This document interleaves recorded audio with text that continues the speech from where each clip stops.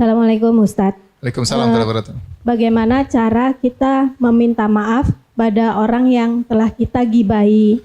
Satu, pada yang kita kenal, apakah kita harus menjelaskan secara rinci?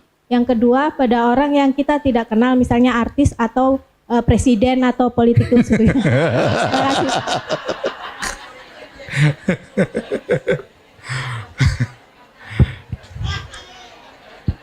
Ibu-ibu ya. Jadi orang yang kita gibahi ada khilaf masalah ini. Ada yang mengatakan apapun terjadi kita harus minta dihalalkan kepada dia. Ya. Ada yang mengatakan tidak, ditinjau dua kondisi. Ini pendapat yang lebih kuat. Ini pendapat yang Shalih Ibnu Qayyim rahimahullahu taala. Kita menggibahi orang ada dua kemungkinan. Kemungkinan pertama, orang tersebut tahu kalau kita sudah menggibah dia. Maka wajib bagi kita untuk minta dia menghalalkan. Tidak ada cara lain. Dia tidak tahu anti menggibah dia. Ya sudah sampai kepada telinganya, anti menceritakan kejelekan dia. Mau tidak mau anti harus datang, minta dia maafkan, kasih hadiah misalnya, kasih mukaddimah, ya, bahwa gimana, kemudian datang minta maaf. Yang kedua, dia tidak tahu kalau kita menggibah dia.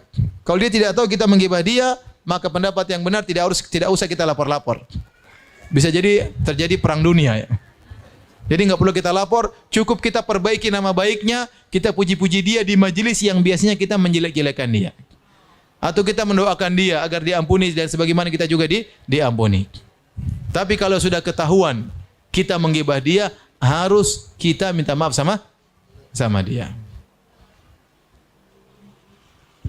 Saya baru baca kemarin kisah guru saya Syekh Abdul Razak hafizahullah taala. Syekh Abdul Razak ini orang yang tidak pernah saya dengar dia menggibah seorang pun seumur hidup saya bergaul sama dia.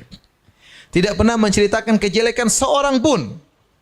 Padahal saya bertahun-tahun sama beliau. Saya belum bisa meniru beliau.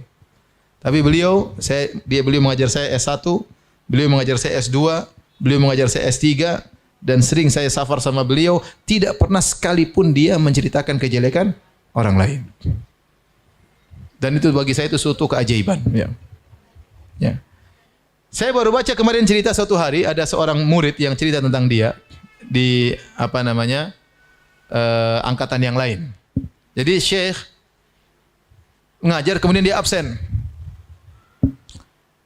Dia absen kemudian dia tanya, "Mana si fulan?" Si fulan tidak datang, namanya fulan Sham. Sham itu artinya tidur, puasa. Waktu itu kalau nggak salah bulan Ramadan. Misalnya namanya Muhammad Sham, yaitu Muhammad yang puasa. Maka waktu tidak hadir, Syekh mungkin bercanda. Syekh mengatakan Muhammad pun Sham puasa, kemudian dia letih, kemudian dia ketiduran, kemudian tidak ke kelas. Orang pada tertawa. Setelah itu subhanallah kemudian dia sadar. Bahwasanya ucapan tersebut adalah ucapan ghibah. Nah, dia bercanda aja. Beliau cuma mengatakan dia puasa, tidur, kecapean, kemudian tidak datang ke kelas. Akhirnya besoknya pas orang itu datang, Syekh datang kepada muridnya tersebut.